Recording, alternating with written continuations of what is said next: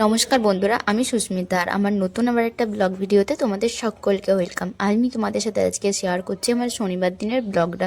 যদিও একটু দেরি হয়ে যাচ্ছে তোমাদের কাছে পোস্ট করতে, একটু কেন বেশ অনেকটাই আমি দেরি করে ফেললাম পোস্ট করতে, এবং আজ আমার এডিটিংয়ে একটু বেশি তোমরা আওয়াজ শুনতে পাচ্ছ, কারণ আজকে রবিবার। আমি বেলা 1টার পরে বসে ভিডিওটা এডিট করছি এবং এরপরে আমি এডিট করব, তারপরে পোস্ট করব এবং তারপরে তোমরা দেখতে পাবে। যতটা সম্ভব আমি একটু ফাঁকা জায়গাতেই বসে এডিট করছি, যেখানে আওয়াজ কম আসে, কিন্তু তাহলেও চারপাশ থেকে অনেক আওয়াজ আসছে। আমি জানি না তোমরা কতটুকু বুঝতে পারছো ভালো করে। তো সকালবেলায় উঠেই আমি একটু গরম জল করে নিয়েছিলাম, তাতে একটু হরলিক্স করে নিয়েছিলাম, তারপরে চলে গেছিলাম ছাদে খেতে।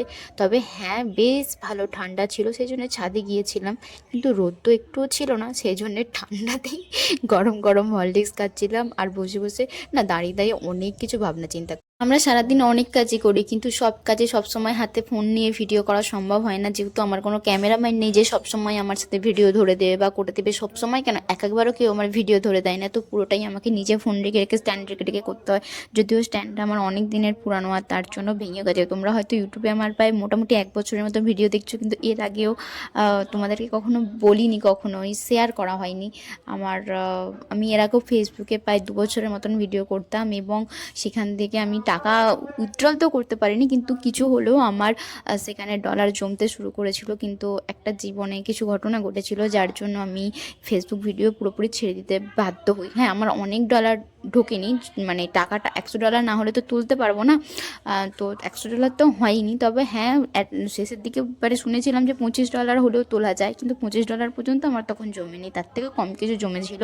এবং আমি যদি ওটাকে কন্টিনিউ করতাম, নিশ্চয়ই কিছু আরও হতো, একদিনকে হয়তো আমার ফেসবুক থেকে ইনকাম শুরু হয়ে যেত, কিন্তু আমি করিনি কন্টিনিউ। আমার পার্সোনাল কিছু কারণে আমি পুরোপুরি ছেড়ে দিই, মন থেকে ত্যাগ দিয়ে দিই, এবং তারপর থেকে আমি আর কোনো দিনও ফেসবুকে ভিডিও ছাড়িনি। এবং তারপরে প্রায় 6 মাস আমি বন্ধ থেকে তারপরে ইউটিউবটা খুলেছিলাম অনেক স্বপ্ন নিয়ে করব বলে, কিন্তু তারপরও বিভিন্ন ঘাত প্রতিঘাত জীবনে আসতেই থাকে।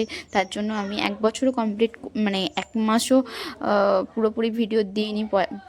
প্রথম দিকে প্রায় অনেক মাস আমি ওরকম খাপচারা খাপচারা করে ভিডিও দিয়েছি, বাট বন্ধ রেখেছি। কিন্তু আমি এবারে ঠিক করেছি যে ভিডিওটা কন্টিনিউ করার চেষ্টা করব, আমার সব কিছু কাজ সামলে। যদিও আমি ঠিকভাবে এডিট করতে পারি না, এবং আমাকে সাপোর্ট করার জন্য আমার পরিবারে সেভাবে কেউ নেই, কিন্তু আমি যতটা পারি ততটা করে চেষ্টা করছি আমার ইউটিউব ভিডিওটাকে একটু দাঁড়, কারণ আমি জানি এখানে অনেকটা স্ট্রাগল থাকে।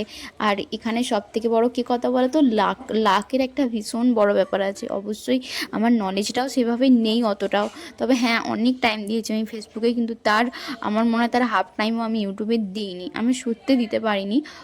কিন্তু চেষ্টা করছি এবার আস্তে আস্তে দেওয়ার, দেখা যাক কতটা কী করতে পারি। আর দুধ উতলানো দেখতে কার কার ভালো লাগে আমাকে কিন্তু জানি, আমার দুধ উতলানো দেখতে খুব ভালো লাগে।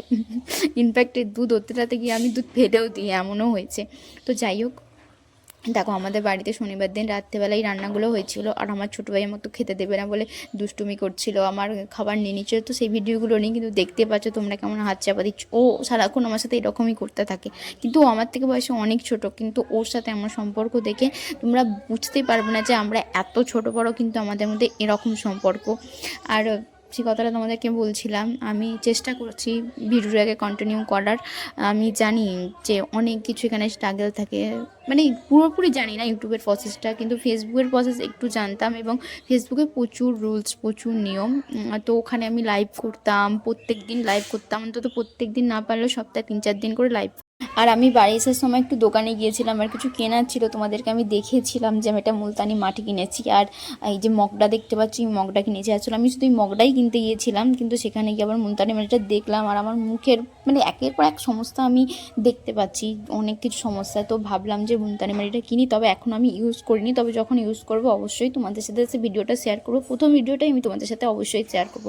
আর এই দেখো আমি অনলাইন থেকে এইটা কেনা হয়েছে, যেহেতু আমাদের টেবিলটা নতুন নতুন কেনা হয়েছে, তো সেই জন্য এটাও কিনেছি টেবিলে পাতার জন্য। আর জাস্ট মানে দাম অনুযায়ী খুব ভালো একটা জিনিস পেয়েছি আমার মনে হয়। আর আমি যা কিছু কিনি সব কিছু মিশো থেকেই কিনি, জানো তো। আমার কাছে কিন্তু মনে হয় না যে মিশোর প্রোডাক্ট খারাপ হয় দাম অনুযায়ী, এবং যদি কিছু খারাপ এসে থাকে, আছে তো অবশ্যই 1-2টো জিনিস খুবই কম, কিন্তু সেগুলো আমি রিটার্ন করে নিই। আর রিটার্ন করলে মানে জিনিসটা নেওয়ার 2 ঘন্টার মধ্যেই আমার কাছে টাকাটাও রিটার্ন করে দেয় ওরা।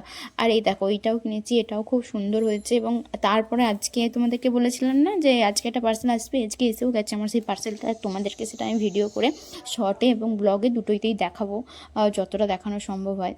আজ কিন্তু তোমাদেরকে আমি আমার জীবনের কিছু পার্সোনাল কথা বলে দিলাম, যেটা তোমরা এতদিন যারা আমার ইউটিউব ভিডিও দেখছো তারা কিন্তু কেউ জানতে না এই কথাটা, কিন্তু আজকে আমি বলেই দিলাম যে আমি এরও আগে ইউটিউবে ইউটিউবের আগে ফেসবুকে ভিডিও বানাতাম, কিন্তু তোমরা সেটা কেউ জানো না। তো যাই হোক, আজ আমি এবার থেকে ভেবেছি ইউটিউবেও আগের মতন করে ভিডিও ছাড়ার চেষ্টা করব। হয়তো পারবো না আগের মতন, কারণ সেই ইচ্ছা মনোবল বা দমটা কিছুই আমার এখন আর নেই, তবে চেষ্টা করছি, দেখা যাক কতদূর কী হয়।